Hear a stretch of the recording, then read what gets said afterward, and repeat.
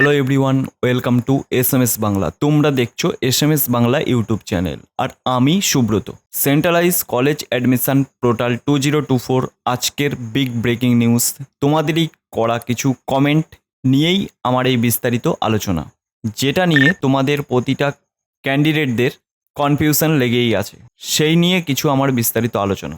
তো অবশ্যই ভিডিওটা শেষ পর্যন্ত দেখবে। ভিডিওটা ভালো লাগলে অবশ্যই লাইক করবে, আর চ্যানেলে নতুন হয়ে থাকলে অবশ্যই চ্যানেলটাকে সাবস্ক্রাইব করবে।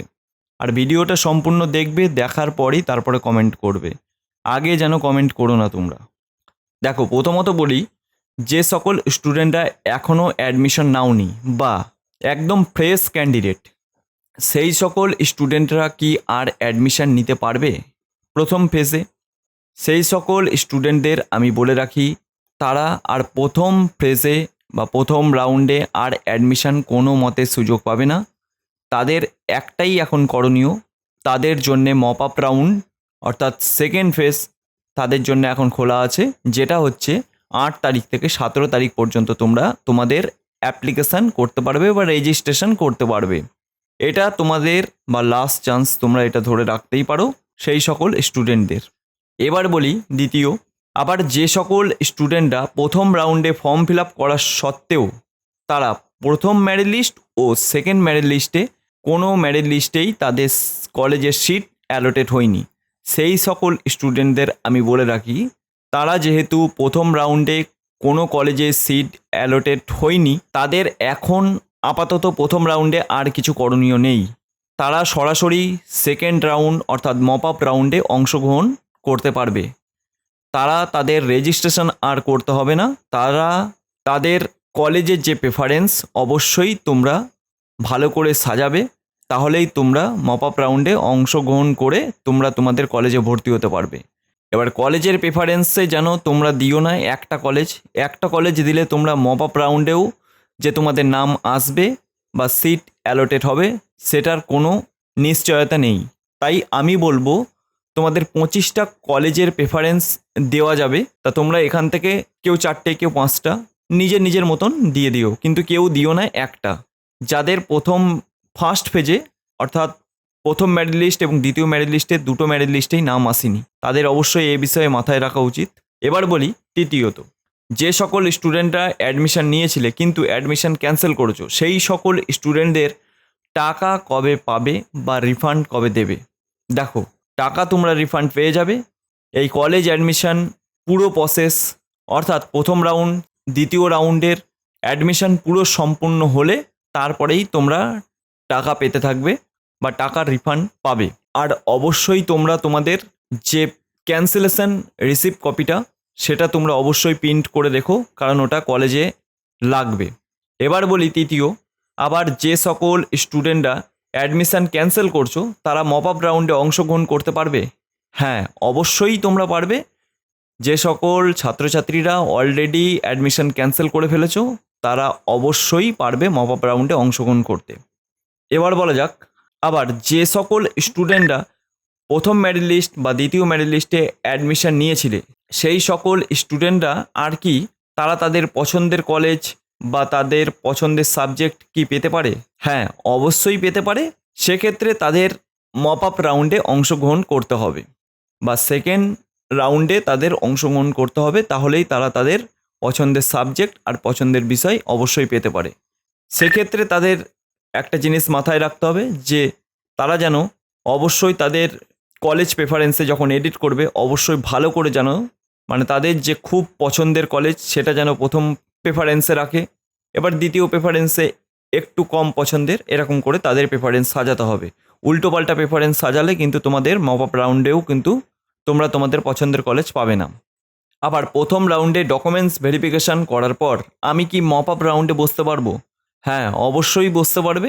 সেক্ষেত্রে তোমাদের এখনও কোনো ফুল নোটিশ বা আপডেট কোনো কিছু এখনও জারি করিনি। আপডেট এলে অবশ্যই জানিয়ে দেবো যে তোমাদের অ্যাডমিশানটা ক্যান্সেল করতে হবে না ক্যান্সেল করতে হবে না।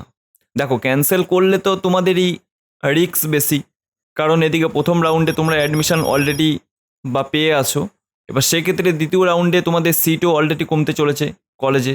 সেক্ষেত্রে তোমরা এটাও বুঝতে পারছো না যে কলেজে কতগুলো এখনও সিট বাকি আছে বা ফাঁকা আছে।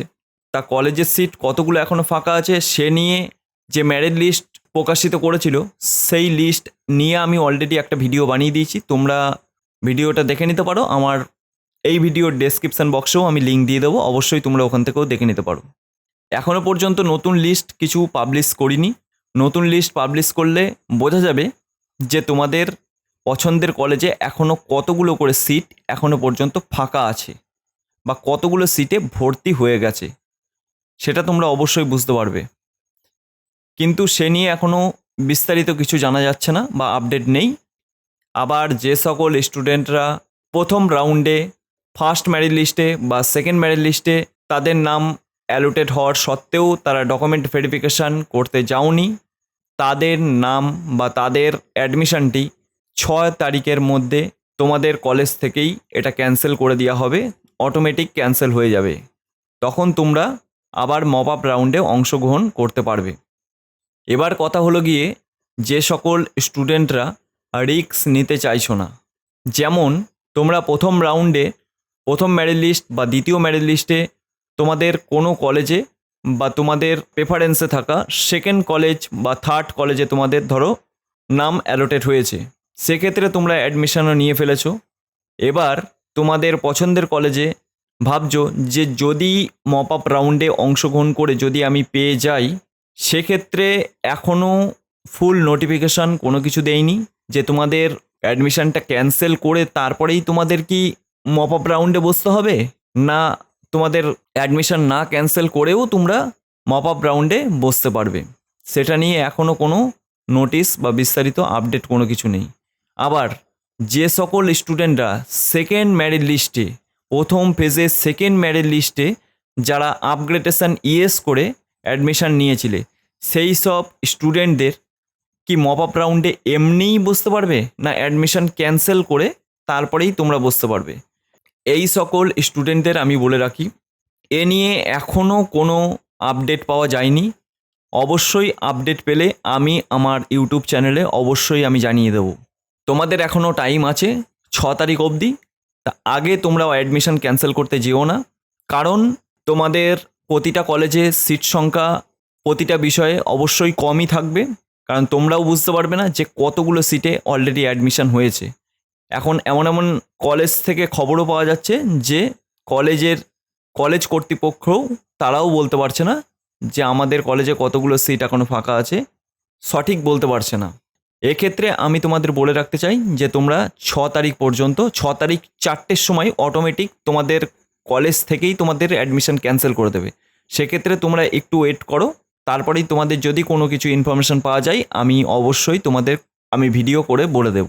এবার বলি যে সকল স্টুডেন্টরা মপ আপ রাউন্ডে অংশগ্রহণ করবে ভাবছো তাদের চান্স কতটা, দেখো সেটা পুরোটা নির্ভর করবে তুমি যে তোমার পছন্দের কলেজে অ্যাডমিশান নিতে চাইছো সেখানে কতগুলো সিট অলরেডি ভর্তি হয়ে গেছে আর কতগুলো সিট এখনও খালি আছে, তার উপরে নির্ভর করবে তোমার চান্স কতটা, বা তুমি তোমার পছন্দের সাবজেক্ট পাবে নাকি সেটা তার উপরে নির্ভর করবে। তা সেক্ষেত্রে অবশ্যই এটা জানা দরকার যে তোমার কলেজে এখনও কতগুলো সিট ফাঁকা আছে। না জানলে তুমি কনফার্ম হতে পারবে না যে আমি আমার পছন্দের কলেজে ভর্তি হতে পারবো না।